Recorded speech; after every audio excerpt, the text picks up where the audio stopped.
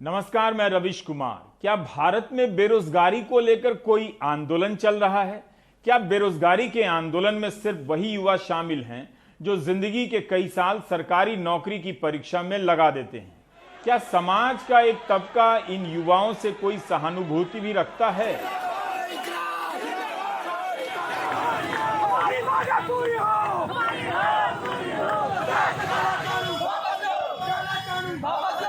सैकड़ों इंजीनियरिंग कॉलेजों में लाखों रुपए की फीस देकर 10,000 की नौकरी न पाने वाले छात्र क्या इस आंदोलन में शामिल हैं?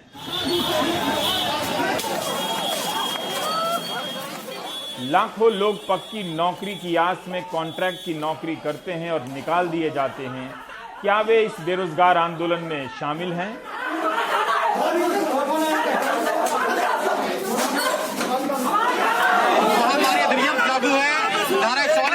बहुत से शिक्षक जो कई साल से कॉन्ट्रैक्ट पर पढ़ा रहे हैं, क्या वे इस लड़ाई में शामिल हैं?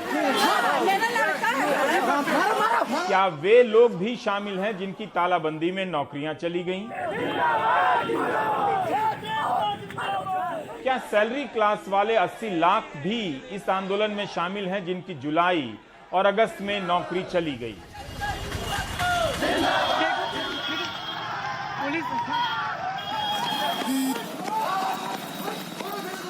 यह इतना आसान प्रश्न नहीं है। ट्विटर, फेसबुक और व्हाट्सएप यूनिवर्सिटी ने आपको इसी तरह के सांचे में ढाल दिया है। बहुत ज्यादा क्या क्या नहीं करना चाहता, लेकिन आपको कैरम बोर्ड से समझाना चाहता हूं।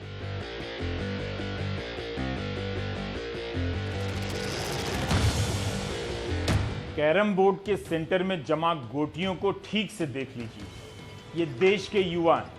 आपको लग रहा होगा कि रोजगार के सवाल पर एकजुट हो गए, गोटियों की तरह एक दूसरे के करीब आ गए। आप ऊपर से देख रहे हैं, मगर इसके भीतर का हिस्सा नहीं दिखेगा। मैं बताता हूं, इन युवाओं में सांप्रदायिकता और आरक्षण को लेकर जो भ्रांतियां भर दी गई हैं, जो कबाड़ भरा गया है, वो दिखाना चाहता हूं। वो नौकरी की कमी को, अवसरों की कमी को कारण नहीं मानेंगे, आरक्षण को मानेंगे। नौकरी ही नहीं होगी तो आरक्षण भी किसी को नहीं मिलेगा। कॉन्ट्रैक्ट और बिना पेंशन की नौकरी पर कम आरक्षण को दिन रात ज्यादा दोष देगा और अपने भीतर जहर भरता रहेगा। दूसरा जहर है सांप्रदायिकता। जो युवा इसकी चपेट से बाहर आने का प्रयास भी करेगा, उसे पसीने आएंगे, पेट में दर्द होगा, प्यास लगेगी। जहर और नशा का असर ऐसा ही होता है। प्राइम टाइम में इस मुद्दे को एक दिन नहीं कई साल से कवर कर रहा हूं। रोज इन युवाओं से बातें करता हूं, सैकड़ों मैसेज पढ़ता हूं। कोई भी चालाक नेता एक तेज स्ट्राइक से इन गोटियों को बिखेर सकता है और ये बिखर भी जाएंगे। इसलिए बेरोजगारी के प्रश्न पर एकजुट से दिखते युवाओं से ना तो विपक्ष को उत्साहित होना चाहिए, ना सरकार को निराश। मैं राजनीति की बात कर रहा हूं। आप सुंदर सा बागीचा 1 मिनट में रौंद सकते हैं, मगर शहर के बाहर जो कबाड़ का पहाड़ है, उसे आसानी से नहीं हटा सकते। ये भ्रांतियां, सांप्रदायिकता, आरक्षण को लेकर ये सब कबाड़ के पहाड़ बना दिए गए हैं लोगों के दिमाग में। चूंकि मेरे दर्शक अंग्रेजी के हैं, इसलिए आसान हिंदी में बता रहा हूं।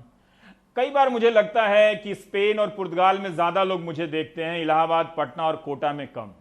अब प्रश्न यह है कि क्या सांप्रदायिकता और आरक्षण के नाम पर जहर नहीं भरा गया होता तो रोजगार का समाधान हो जाता?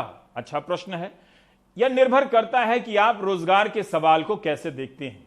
वो सवाल अपनी परीक्षा, अपना रिजल्ट, अपनी भर्ती, अपनी ज्वाइनिंग तो नहीं है। प्रधानमंत्री को जन्मदिन की बधाइयां। उन्हीं के जन्मदिन पर बेरोजगारों ने बेरोजगार दिवस मनाने का फैसला किया और आंदोलन चलाया ट्विटर पर। अब आप मीम देख रहे हैं, पोस्टर भी कह सकते हैं। बेरोजगार दिवस पर तरह तरह के मीम बनाए गए हैं। इनमें से कुछ कांग्रेस, सपा और राजद की तरफ से भी बनाए गए होंगे, मगर ज्यादातर युवाओं ने बनाए हैं। ऐसे मीम को ठीक से देखिएगा। इन्हीं के जरिए व्हाट्सएप यूनिवर्सिटी में हमारे युवा खत्म किए गए।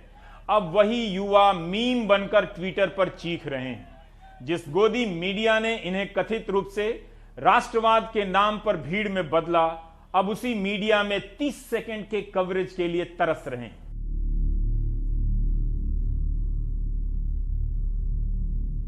कुछ तुम भी कहो नौजवानों, रवीश कुमार ने बात ठीक कही कि नहीं कही?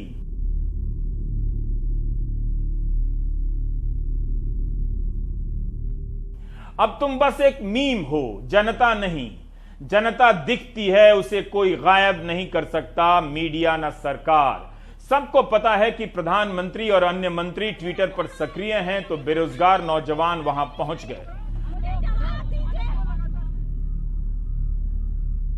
आज दोपहर 1:30 बजे तक #नेशनल अनएम्प्लॉयमेंट डे और #राष्ट्रीय बेरोजगारी दिवस के कुल 32 लाख से ज्यादा ट्वीट हो चुके थे और यह नंबर 1 पर ट्रेंड कर रहा था। अगर मैंने गलती से भी लड़ाई और आंदोलन शब्द का जिक्र किया है तो दिल्ली पुलिस से माफी मांगता हूं। मेरी तरह चक्का जाम करने वाले किसानों को भी माफी मांगनी चाहिए। दिल्ली पुलिस ने दंगों की चार्जशीट में लिखा है कि चक्का जाम लोकतांत्रिक नहीं है। देख लीजिएगा। तो अब आप क्या करेंगे? आप चक्का जाम को चक्का चालू कहें, हल्ला बोल को जुबान बंद कहें, आक्रोश रैली को मिमियाऊ रैली कहें, चेतना रैली को मति भ्रष्ट रैली कहें और आंदोलन को आरती कहें, जो कि हो भी चुका है। लड़ाई का इस्तेमाल बिल्कुल ना करें। व्हाट्सएप में तो बिल्कुल नहीं। लड़ाई की जगह दोस्ती लिखें, संघर्ष की जगह हर्ष लिखें। Anyway, let's come back to the basic question, यानी प्रश्न लाइक योगा। थोड़ी युवाओं की भी सुन लेते हैं, वाकई बहुत परेशान हो गए हैं वो। रोजी रोटी दे न सके वो सरकार निकम्मी है, जो सरकार निकम्मी है वो सरकार बदलनी है। वर्तमान समय में उत्तर प्रदेश सरकार के अंतर्गत चपरासी से लेकर के पीसीएस तक में 7 लाख से ऊपर वैकेंसी खाली है सरकारी पदों में। प्राइवेट संस्थानों में दिन पर दिन कर्मचारियों की छटनी हो रही है। अगर हम स्वरोजगार करने जाएं तो बैंक में हमारे डिग्रियों की जगह खसरा और खतौनी मांगे जा रहे हैं। इस भयावह परिस्थिति में इस देश की सरकार जो पद है भी उसको भी संविदा पर करने जा रही है। और आपको 10, 20, 50 की संख्या में जरूर है, लेकिन जब आपके सामने 10, 20, 50 हजार की संख्या में आएंगे तो योगी जी आपको घुटने टेक देना पड़ेगा, छोड़ के हट जाना पड़ेगा। हमारे देश के स्वघोषित, उनका जन्मदिन है कि नहीं यह पता नहीं, लेकिन उन्होंने घोषणा किया आज उनका जन्मदिन है।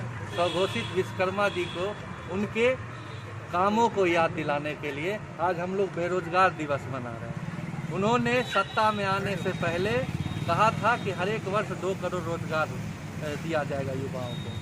2 करोड़ रोजगार का तो छोड़ दीजिए, आज 6 साल हो चुका है, 50 लाख रोजगार जा चुके हैं और 1 लाख रोजगार का भी सृजन नहीं हुआ है। और लगातार जितनी भी प्रॉफिट मेकिंग कंपनियां थी उनको सरकार के द्वारा बेच दिया जा रहा है और लोगों का रोजगार जा रहा है। इसलिए आज हम लोग इस अवसर पर राष्ट्रीय बेरोजगार दिवस मना रहे हैं और इस अवसर पर जितने भी फॉर्म हैं उनको दिखा रहे हैं कि यह जो फॉर्म निकलता था यह बंद क्यों हो गया। जैसे मैं बीए का पार्ट 1 का छात्र हूँ, अब तो मुझे अगर अभी मैं पढ़ाई करता हूँ 1-2 साल बाद तो फिर तो मेरे फ्यूचर अंधकार में चल जाएगी। और मेरा ही फ्यूचर क्या, अभी जितने सारे भी युवाएं हैं उन सबों के फ्यूचर अभी अंधकार में चल जाने वाले।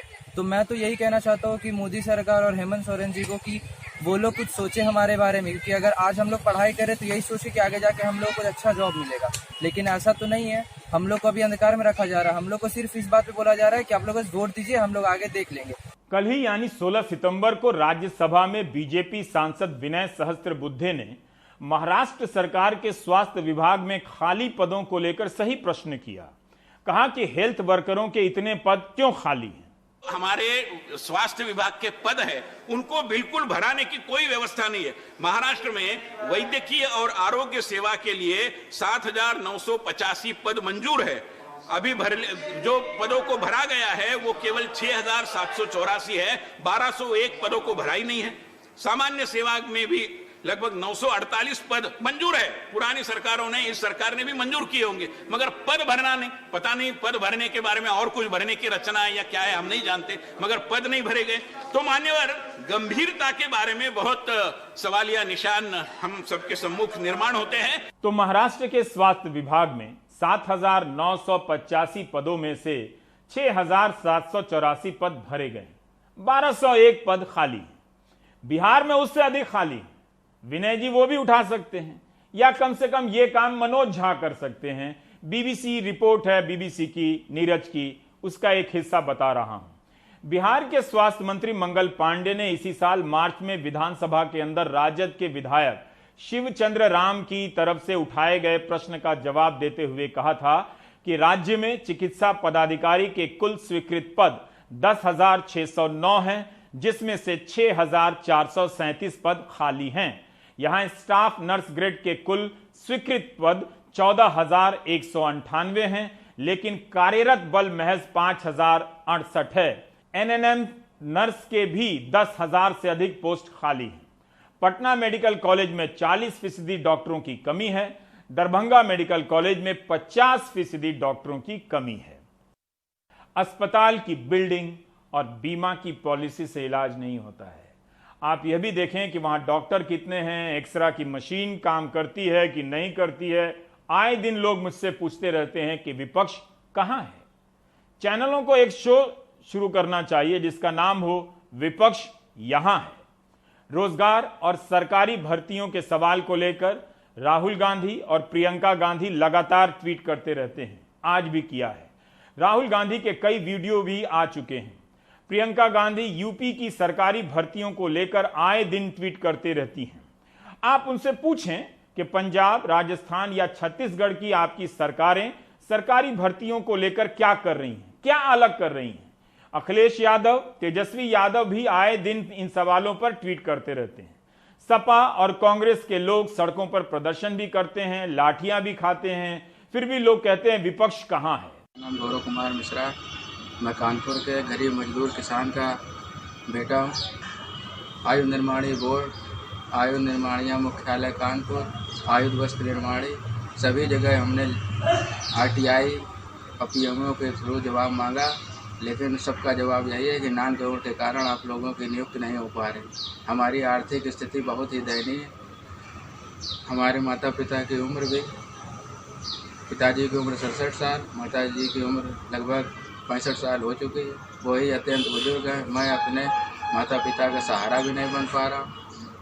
मेरे छोटे छोटे बच्चे भी हैं, जिस कारण मानसिक हालत हमारी बहुत ही खराब है। हमारी आर्थिक स्थिति बहुत ही दयनीय है। हम भी मजदूरी का काम करते हैं, कभी कार्य मिलता है, कभी कार्य नहीं मिलता है। राम सिंह है, मैं जिला शाहजहांपुर उत्तर प्रदेश का निवासी हूं और मैं और मेरी पत्नी दोनों लोग विकलांग हैं। हमारे 2 बच्चे हैं और मैं बीएससी पास किया हुआ हूं और मेरा चयन जो है ऑर्डिनेंस वस्त्र फैक्ट्री शाहजहांपुर में वर्ष 2015 में हुआ था। मैंने बहुत कठिनाई और बड़ी कठिन परिस्थितियों को देखते हुए बहुत मेहनत से पढ़ाई की, फिर भी मेरा जो है मुझको नौकरी नहीं दी जा रही है। गोलगप्पे और बताशे बनाता हूँ खुद, और खुद बनाने के बाद उनको बेचता हूँ। इस तरीके से हमारा परिवार का गुजर बसर चल रहा है। क्या यही आत्मनिर्भर भारत है कि कोई व्यक्ति आत्मनिर्भर बनने के लिए मेहनत करे, पढ़ाई करे और उसके बाद जब उसको आत्मनिर्भर बनाने की बात आए तो सरकार उसमें पीछे हट जाए। मेरा नाम रामनिवास है। मैं एसएससी की तैयारी 2017 से कर रहा हूँ। मैंने एसएससी का 2017 एसएससी सीजीएल का एग्ज़ाम दिया, 18 का एसएससी सीजीएल का एग्ज़ाम दिया, 19 का एसएससी सीजीएल का एग्ज़ाम दिया। तो 2017 की अभी तक ज्वाइनिंग नहीं आई। 2018 का टियर 3 हो चुका है, उसका रिजल्ट नहीं आया है। रिजल्ट के बाद टियर 4 होगा, टियर 4 के बाद डीवी होता है, डीवी, इस सारे प्रोसेस में अभी तक वो, और उसके बाद में ज्वाइनिंग, तो 1-1.5 साल अभी और लग जाएगा 2018 के लिए भी। 2019 का एग्ज़ाम का अभी तक टियर 1 हुआ है, तो उसमें भी अभी काफ़ी टाइम लगेगा, 3 साल मान के चलो। तो बात ये है कि मैं 3 एग्ज़ाम में मैं बैठा हूँ, तो बाकी लोग भी कई बैठे होंगे जिनको अभी तक 2017 की ज्वाइनिंग नहीं आई, वो 18 में बैठे हैं, 19 में भी बैठे हैं। ठीक है, तो नए लोग आ रहे हैं, उनको बहुत ही ज़्यादा कॉम्पिटिशन का सामना करना पड़ रहा है और वैकेंसीज लगातार कम हो रही है, तो उससे बेरोजगारी भी बढ़ रही है। सरकारी भर्ती की परीक्षा अपने आप में यातना शिविर है। जहां हमारे नौजवानों के सपनों की हत्या होती है। यह सही है कि रोजगार कभी राजनीतिक या चुनावी मुद्दा नहीं हो सकता है, अपवाद को छोड़कर कह रहा हूं, लेकिन इस वजह से इन जवानों के साथ ऐसा हो यह ठीक भी नहीं। फ्लैशबैक में चलते हैं। फ्लैशबैक से सेंस ऑफ हिस्ट्री आती है, प्रेजेंट यानी वर्तमान साफ साफ दिखता है। 21 सितंबर 2012 का यह ट्वीट है नरेंद्र मोदी का कि आप क्यों झूठे वादे करते हैं, प्लीज हैव सम शेम, यानी शर्म करो। 2009 में उन्होंने कहा था कि 1 करोड़ रोजगार आएगा, आया। अगर गुजरात रोजगार दे सकता है तो आप क्यों नहीं दे सकते, ये मनमोहन सिंह सरकार से पूछ रहे हैं। 25 सितंबर 2013 का ट्वीट है कि जहां भी जाइए यही सुनाई देता है कि युवाओं के पास रोजगार नहीं है, उन्हें नौकरी चाहिए, जबकि दूसरे पक्ष के लोग कहते हैं कि हमें अच्छा प्लम्बर और ड्राइवर चाहिए। 26 मार्च 2014 का यह ट्वीट लैंडमार्क है। इसमें नरेंद्र मोदी जी कहते हैं मुख्यमंत्री के तौर पर कि जब मैं कहता हूं कि युवाओं को नौकरी दो तो वे कहते हैं धर्मनिरपेक्षता खतरे में है। जब मैं कहता हूं महंगाई कम करो तो वे कहते हैं पहले धर्मनिरपेक्षता। आज इसी को बदलकर पूछा जा रहा है कि मैं कहता हूं नौकरी दो तो वो कहते हैं राष्ट्रवाद खतरे में है। गुजरात से हमारे एक मित्र ने खबर की क्लिपिंग भेजी है। दिल्ली वालों के लिए एक्सप्रेस और अहमदाबाद मिरर में भी अंग्रेजी में यह खबर है। कोविड गाइडलाइन का पालन न करने के कारण अहमदाबाद म्युनिसिपल कॉरपोरेशन ने 32 टी स्टॉल को सील कर दिया है। निगम के दौरे के चलते 1124 चाय वालों ने अपने स्टॉल खुद ही बंद कर दिए। सील होने का डर होगा। चाय वालों को भी मास्क लगाना है और सामाजिक दूरी का पालन करना है, किसी को छूट नहीं है। नेता लोग कहां पालन करते हैं। गुजरात बीजेपी के अध्यक्ष की रैलियों की तस्वीरें आप देख सकते हैं। क्या उनकी रैलियां सील हुई? नहीं ना। 32 चाय की दुकानें सील हो गई। चाय वाले की दुकान सील हो जाए और वह बेरोजगार हो जाए, इस खबर को कैसे बर्दाश्त किया जाए, वो भी 17 सितंबर के दिन। मैं आपसे पूछ रहा हूं। अब करते हैं रेलवे की बात। हमारे रेल मंत्री बहुत काम करते हैं, उनके ट्विटर अकाउंट से तो यही लगता है। वैसे ट्वीट करना भी अपने आप में एक काम है। इस ट्वीट में रेल मंत्री बता रहे हैं कि आज उत्तर प्रदेश के मथुरा जंक्शन रेलवे स्टेशन पर यात्रियों की सुविधा के लिए लिफ्ट और स्वचालित सीढ़ियों की शुरुआत हुई। इतनी नजर है कि कहां लिफ्ट का उद्घाटन हो रहा है, कहां एलिवेटर सीढ़ियों का उद्घाटन हो रहा है। क्या बल्ब लगाने और बेंच लगाने की तस्वीरों को रेल मंत्री ही ट्वीट करेंगे? क्या रेल मंत्री रोजगार पर बात करना चाहेंगे? वो क्यों नहीं बताते कि उनकी परीक्षाएं समय पर क्यों नहीं हो पाती हैं, ज्वाइनिंग क्यों नहीं हो पाती है? एशिया विले न्यूज में दिलीप खान ने एक रेलवे की बहालियों पर एक रिपोर्ट लिखी है। दिलीप ने अपने मन से रिपोर्ट नहीं लिखी है, बल्कि लोकसभा में मंत्रालय ने जो लिखित रूप से जवाब दिया है उसके आधार पर लिखी है। यह सवाल सांसद संगम लाल गुप्ता जी ने पूछा था, जिसके जवाब में रेल मंत्री ने कहा है कि रेलवे में ग्रुप सी और डी के 2,90,000 पद खाली हैं। 2018-19 में मंत्रालय ने ग्रुप सी और ग्रुप डी में मात्र 6,493 लोगों को ही नौकरियां दी। ग्रुप सी से 2.5 लाख कर्मचारी रिटायर हुए, मगर भर्ती हुए मात्र 83,000। अब तक का वो डेटा होगा। 2014-15 से 2018-19 के दौरान 2,74,075 लोग रिटायर हुए, जबकि मोदी सरकार ने इस दौरान मात्र 1,84,262 लोगों को ही नौकरियां दी। मध्य प्रदेश के नौजवान भी परेशान हैं। सितंबर 2018 में स्कूल शिक्षा विभाग, आदिम जाति कल्याण विभाग ने माध्यमिक और उच्च माध्यमिक शिक्षकों के 30,000 से अधिक पदों का विज्ञापन निकाला। धरना प्रदर्शन के बाद फरवरी-मार्च 2019 में परीक्षा हुई। उच्च माध्यमिक शिक्षक परीक्षा का परिणाम 28 अगस्त 2019 को आया। इसके लिए भी धरना प्रदर्शन करना पड़ा, कोर्ट मुकदमा हुआ, अभी तक ज्वाइनिंग नहीं हुई है। मैं मध्य प्रदेश का एक होनहार बेरोजगार 2018 शिक्षक पात्रता परीक्षा का चयनित अभ्यर्थी हूं। 2011 से शिक्षक बनने का सपना अपने आंखों में संजोए हुए, लेकिन आंखें तब खुलती है जब सरकार केवल कोरी घोषणाएं करती है। मध्य प्रदेश में शिक्षक पात्रता परीक्षा अंतिम बार 2011 में हुई थी। नियमानुसार हर 3 वर्ष में शिक्षक पात्रता परीक्षा होनी चाहिए, लेकिन राजनीतिक लाभ, राजनीतिक स्वार्थ के चलते यह परीक्षाएं होती नहीं है। इसे अंतिम बार राजनीतिक वोट बैंक के चलते 2018 चुनावी दौर में निकाला गया था, जिसमें वर्ग 1 उच्च माध्यमिक शिक्षक व वर्ग 2 माध्यमिक शिक्षक के क्रमशः 19,200 व 11,374 पद के नोटिफिकेशन निकाला गया था। 2019 फरवरी मार्च में परीक्षाएं हुई थी। रिजल्ट 2019 में 28 अगस्त को वर्ग 1 का आया हुआ था। सरकार के ऊपर दबाव बनाने के बाद 2020 में इसकी काउंसलिंग प्रक्रिया प्रारंभ की गई। काउंसलिंग प्रक्रिया 1 जुलाई 2020 से 3 जुलाई 2020 तक के चल रही थी, जिसमें लगभग 30% चयनित अभ्यर्थियों ने अपना दस्तावेज सत्यापन करवाए थे, लेकिन सरकार के द्वारा लोक परिवहन व कोरोना के आड़ लेकर इस भर्ती को पुनः ठंडे बस्ते में डाल दिया गया। यूपी के नौजवान अनेक परीक्षाओं और उनकी ज्वाइनिंग को लेकर तो परेशान ही थे। अब उनकी परेशानी में एक और कारण जुड़ गया है। अमर उजाला में खबर छपी कि यूपी सरकार ऐसे नियम बनाने जा रही है कि सरकारी नौकरियों में 5 साल कॉन्ट्रैक्ट पर काम करना होगा संविदा पर। ठेके पर 5 साल के बाद काम करने के बाद समीक्षा होगी उनके कामकाज की और छटनी होगी। फिर सरकारी परीक्षा का क्या मतलब जब 5 साल तक संविदा पर नौकरी देनी है और हटा देना है। इस खबर को पढ़ते ही नौजवानों के होश उड़ गए हैं। इलाहाबाद में मशाल जुलूस लेकर प्रदर्शन हुआ। वीडियो भेजा गया कि हम जागरूक हो गए हैं, आप योगी जी से निवेदन करें कि वे ऐसा ना करें। 5 साल तैयारी में, 5 साल संविदा में और उसके बाद निकाल दिए गए तो क्या करेंगे। आज भी इलाहाबाद में प्रदर्शन हुआ और लाठीचार्ज की खबर भी आई। सबसे पहले संविदा एक प्रकार का अभिशाप है हम युवाओं के लिए।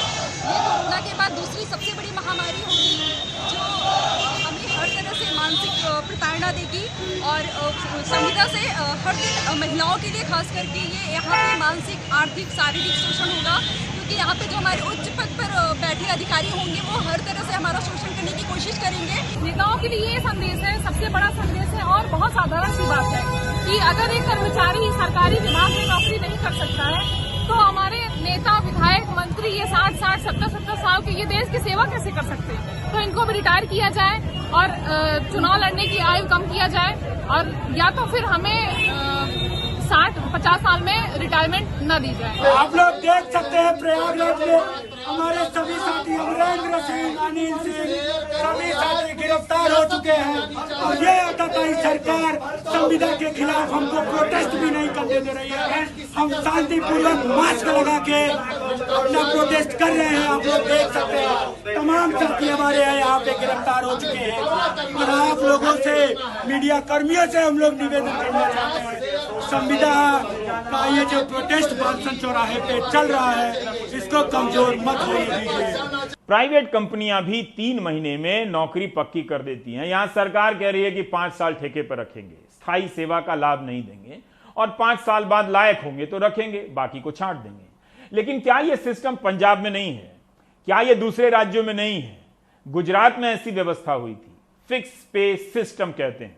आपको जानना चाहिए कि फिक्स पे सिस्टम से क्या हुआ था।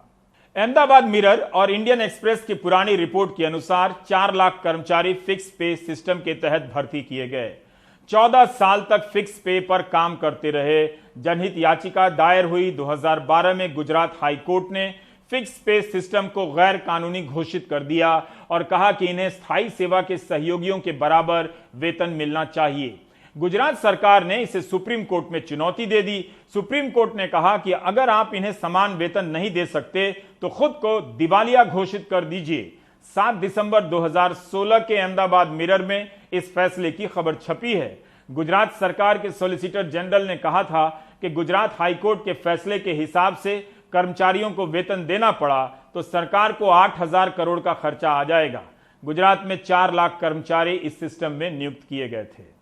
इस मुद्दे को लेकर हमने हाईकोर्ट में मामला दर्ज करवाया था और 2012 में हाईकोर्ट ने इस प्रथा को नाबूद करने का निर्देश भी दे दिया था, किंतु सरकार ने इस निर्देश को न मानते हुए इस मामले को वो सुप्रीम में लेकर गई थी और अभी भी ये केस सुप्रीम में चल रहा है। इस फिक्स सिस्टम के कारण कई हजारों और लाखों युवाओं को अन्याय हो रहा है गुजरात में और इक्वल वर्क और इक्वल पे का जो कानून है उनका भंग भी हो रहा था। और इसलिए हमने 2015 से 17 तक मेरी टीम ने गुजरात में इस मुद्दे को लेकर गुजरात सरकार के सामने आंदोलन किया, गुजरात सरकार के सामने एजिटेशन किया और उस आंदोलन के बाद गुजरात सरकार ने जिस कर्मचारी का 7,000 जिसका मासिक वेतन था उसका 20,000 कर दिया और जिन कर्मचारी का 13,000 मासिक वेतन था उनका 40,000 मासिक वेतन सरकार के द्वारा किया गया। किंतु अभी भी न तो उन कर्मचारी को रेगुलर गिना जाता है 5 साल तक और न तो उनको कोई सरकारी लाभ मिलता है। इसलिए सवाल परीक्षा सिस्टम में सुधार का तो है, लेकिन वहीं तक सीमित नहीं है। नौकरी की शर्तों का भी सवाल है, पेंशन का भी है, सुरक्षा का भी है, समस्या विकराल है। जब भी रोजगार का सवाल आता है, व्हाट्सएप यूनिवर्सिटी में 3 चीजों की सामग्री बढ़ा दी जाती है: सांप्रदायिक सामग्री, आरक्षण विरोधी सामग्री और आबादी को खलनायक बनाने की सामग्री की। इसकी वजह से वरना तो रोजगार की कोई कमी नहीं है। जब भी नेता फेल हो जाते हैं वो आबादी करने लगते हैं, मगर हमेशा ऐसा नहीं था। आज हमारा भारत पूरी दुनिया का सबसे नौजवान देश है। 65% से ज्यादा लोगों की आयु 35 वर्ष से कम है। युवा शक्ति की यह अपार ऊर्जा देश का भाग्य बदल सकती है, पूरे देश को ऊर्जावान बना सकती है। सवाल यहां आबादी का नहीं है, व्यवस्था का है। जो भर्ती निकली है वो पूरी क्यों नहीं होती है। 10 जनवरी 2019 की हिंदू बिजनेस लाइन की एक खबर दिखाता हूं। इस खबर के अनुसार यूनिवर्सिटी, रेलवे, पुलिस, पोस्टल और स्कूल, न्यायपालिका और अन्य विभागों में 28 लाख पद खाली हैं। इसमें केंद्र और राज्य सरकारों के खाली पदों को भी शामिल किया गया है। भोपाल, भुवनेश्वर, जोधपुर, पटना, रायपुर और ऋषिकेश के एम्स में ही फैकल्टी, नॉन फैकल्टी और रेजिडेंट डॉक्टर मिलाकर 20,000 से अधिक पद खाली हैं। लोकसभा में सरकार ने बताया था कि अप्रैल 2018 तक 40 केंद्रीय विश्वविद्यालयों में 17,092 मंजूर पद हैं, जिनमें से 5600 से अधिक पद खाली हैं। मार्च 2017 में पूर्व मानव संसाधन मंत्री प्रकाश जावड़ेकर ने तो लोकसभा में बयान दिया था कि एडहॉक शिक्षकों को साल भर के अंदर पक्का कर देंगे। मानव संसाधन मंत्री रमेश पोखरियाल निशंक ने जुलाई 2019 में कहा था कि 6 महीने के अंदर सभी रिक्त पद भर दिए जाएंगे, युद्ध स्तर पर काम किया जाएगा। Vacancies in universities is a serious issue and there are so many reasons for it. But let me tell you, in central universities, which are 41 in number, there is 20% vacancies. And as you said, part-time is not our policy. Our policy is permanent employment. And therefore, in Delhi University case, where there were more than 9,000 ad hoc posts, we have made it compulsory that they have to, and there was a court case also, and now the solution is that within 1 year, all these posts will be made permanent and not temporary. And even those who are appointed part-time or temporary ad hoc posts, they are paid regular salary of the assistant professor. So there is no discrimination and we want to fill up, and we have taken so many measures to fill all the vacancies. नियुक्तियां हमने कह दिया है, अगले 6 महीने के अंदर अंदर सभी पद, रिक्त पदों को भरा जाएगा। ये बहुत ताकत के साथ किया है और उसके लिए बिल लाए श्रीमान, जो भी संशोधन करना था उस संशोधन को भी किया। लेकिन जिन भी माननीय सदस्य की ये चिंता है, स्वाभाविक चिंता है श्रीमान, कि यदि अध्यापक नहीं होंगे तो पढ़ाई कहाँ से होगी। लेकिन उसकी कुछ वैधानिक कठिनाइयां थी, अब वो वैधानिक कठिनाइयां भी दूर हो गई हैं। हम युद्ध स्तर पर इनको करेंगे श्रीमान। क्या ऐसा हुआ? क्या दिल्ली विश्वविद्यालय के 9,000 शिक्षक परमानेंट कर दिए गए? केंद्र से लेकर राज्य सरकारों में लाखों की संख्या में पद खाली, उन पर भर्ती नहीं होती, उनकी संख्या का पता नहीं चलता। इस साल के बजट में कहा गया था, केंद्रीय बजट में, कि सरकारी और पब्लिक सेक्टर बैंकों के अराजपत्रित पदों की बहाली व्यवस्था में सुधार लाई जाएगी। फरवरी वाले बजट में एक नई एजेंसी, नेशनल रिक्रूटमेंट एजेंसी बनेगी, जिसकी घोषणा हाल ही में प्रधानमंत्री ने की। लेकिन इस वक्त रेलवे और एसएससी की जो परीक्षाएं अटकी हुई हैं, जो नहीं हो रही हैं, जो हो चुकी हैं, ज्वाइनिंग नहीं हो रही है, उनमें देरी क्यों हुई? वो क्यों नहीं तुरंत बिजली की गति से हो सकती हैं? सब कुछ धीमी गति से हो रहा है। सिर्फ परीक्षा और भर्ती का सवाल नहीं है, कई परीक्षाएं तो घोषणा के बाद लापता हो गई। रोजगार का स्वरूप ही बदल गया है, ना सामाजिक सुरक्षा है, ना भविष्य की सुरक्षा। सांसद विधायक के पास पेंशन है, उनके लिए न्यू पेंशन स्कीम नहीं है, आपके लिए है। त्रिपुरा का एक केस बताता हूं। 26 जुलाई को धनंजय महापात्र ने टाइम्स ऑफ इंडिया में लिखी है ये रिपोर्ट। त्रिपुरा सरकार ने सुप्रीम कोर्ट से कहा कि वह 10,000 पोस्ट ग्रेजुएट को चपरासी, दरबान, गार्ड, रसोईया और लोअर डिविजनल क्लर्क में नियुक्त करना चाहती है। ये सभी शिक्षक के तौर पर नियुक्त किए गए थे 2010 से 2014 के बीच, लेकिन नियमों में गड़बड़ी पाए जाने के कारण हाईकोर्ट और सुप्रीम कोर्ट ने इनकी नियुक्तियां रद्द कर दी थी। यह खेल भी कई लेवल पर होता रहता है। रोजगार के सवाल पर रेटिंग भी नहीं आती है, व्यूज भी नहीं मिलते हैं। नौजवानों को पता होगा कि लोग इन दिनों क्या देख रहे हैं, उनके घरों में क्या देखा जा रहा है, क्या उन्होंने अपने देखने का तरीका बदल लिया है? यह बड़ा मुश्किल काम है। इसका जवाब युवा ही दे तो बेहतर है। 3 महीने से जिस देश के चैनलों पर सुशांत सिंह राजपूत की मौत के नाम पर कवरेज हो रहा है, उस देश में रोजगार मुद्दा नहीं हो सकता है। वैसे युवाओं ने कोशिश अच्छी की, कई दिनों से कोशिश कर रहे हैं, ट्विटर पर ट्रेंड व्रेंड कर रहे हैं, कुछ कर रहे हैं। 5 अगस्त को नए भारत का उदय हो चुका है। ब्रेक के बाद